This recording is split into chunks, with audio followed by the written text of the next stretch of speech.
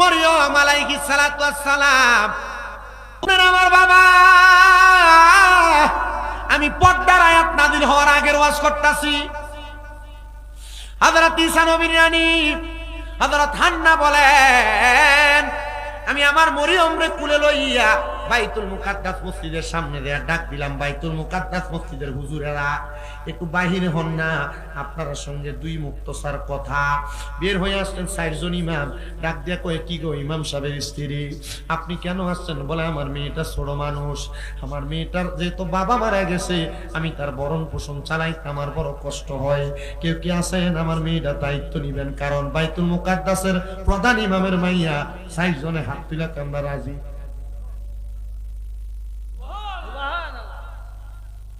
সাতজনে রাজি হয়ে গেছে।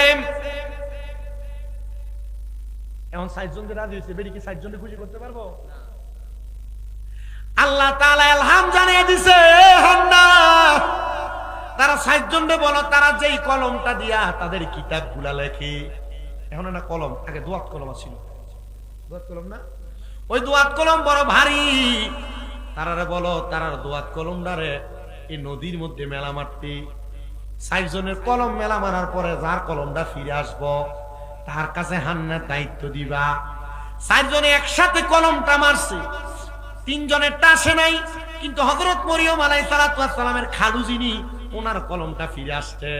মরিয়মের খালু খুশি হয়ে গেছে, আল্লাহ যে মরিয়মের কথা আপনি আল্লাহ তাআলা ইনজিল কিতাবের মধ্যে বলছেন, এই মরিয়ম একজন নবীর মা হইব। জোরে কোন সুবহানাল্লাহ।